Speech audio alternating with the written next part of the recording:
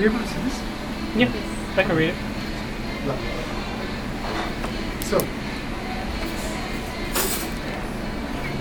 I want you all to think for a minute.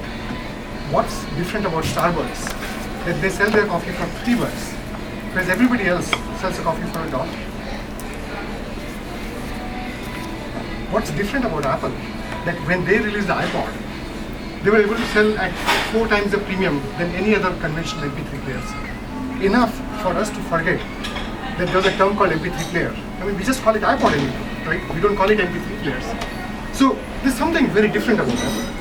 And then there's something special about Taj Mahal, which was made about 500 years ago. And till date, we still remember that. And the one thing that's common across all of these 3 things is quality. So today, I'm going to speak about quality. Because in my mind, quality is the one thing which is a really key differentiator that differentiates us in terms of anything that we do. And before you start to believe that this is like completely professional, I just want to have you pause. It's not professional. It's about personal. Think of your friends.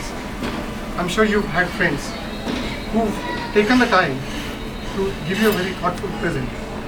And I've had friends who've really thought about for the kid's birthday, thinking of okay, how old is this child? What are their kids enjoy? To try and get the things that he's going to enjoy the most. And when you look back, you remember those people very distinctly. You also have friends who actually invest in the quality of relationships. When you are not well, they'll take the time to come visit you, or they'll send you the card, or they'll get you flowers. And that's investing quality in the relationships. And so you see quality on both sides, both on the professional front and personal front.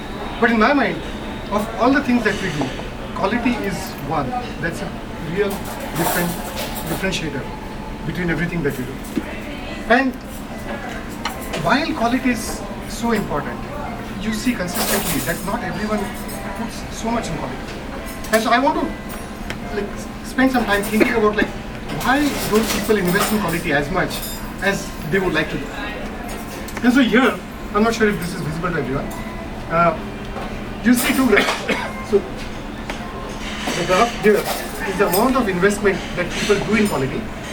This you can term as what is the cost of not investing in quality. And so typically in software, if you don't invest in quality at all, then you're going to have a very buggy product.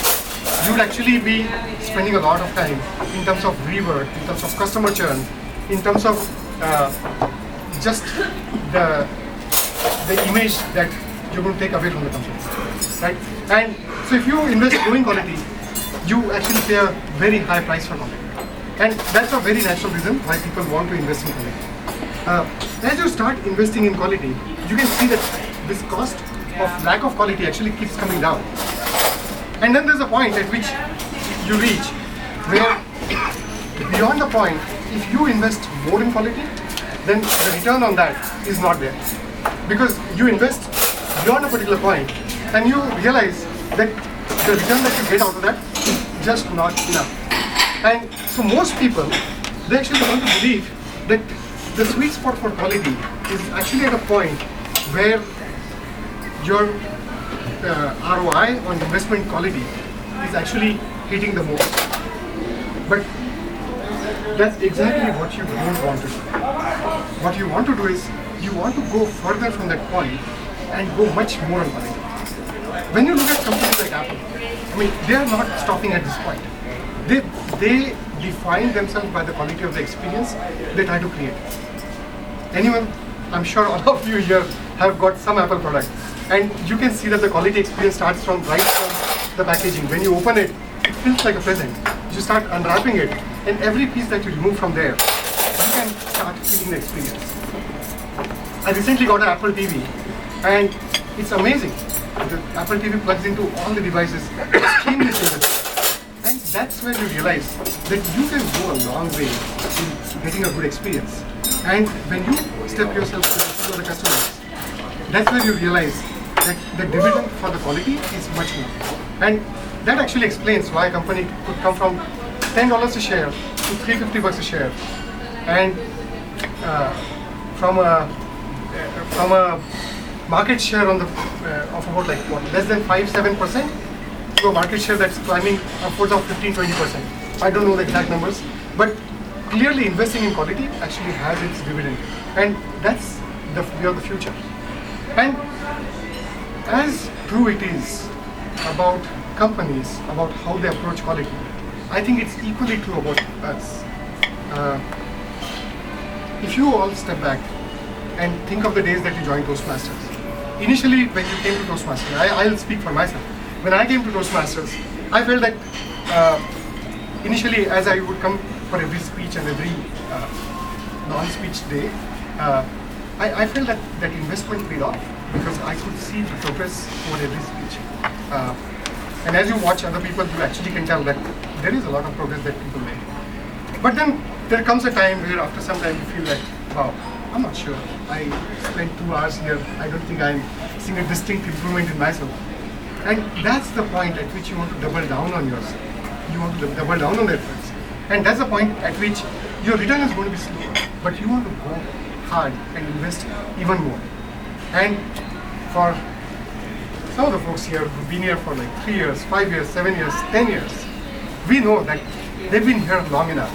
And you can tell the difference in terms of the maturity that they had.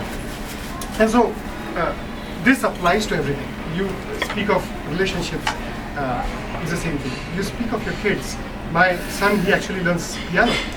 And initially it was a lot of fun because initially he would go there and the progress is very tangible.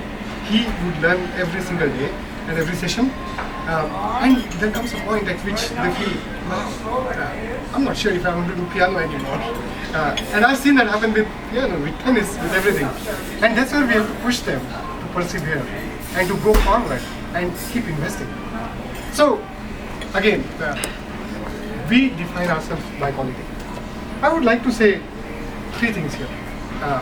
As ambiguous this might feel, there's 3 things that will help you in becoming successful in terms of quality. First is, it's about quality, not quantity. So every time you have a trade-off, think that you want to weigh on the side of quality, not quantity. How do you do that? You have to learn to prioritize ruthlessly. And prioritization is about saying no. There's a lot of good ideas, but it is about saying no to the good ideas. That's when you prioritize.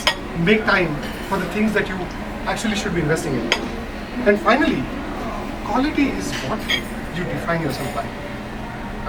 You want to believe that that's the stamp of your own identity. And hence, when it comes to any decision, you got to say that, what do I stand for? And it is about quality. So long as you do that, you can actually tell that it's going to work for you. Well, this is So, no vegetarian. I would like to leave you with this thought. When you're going to try to make a watch, think of yourself. Are you going to be a Swiss watchmaker that sells for $10,000? Or are you going to be a normal watchmaker?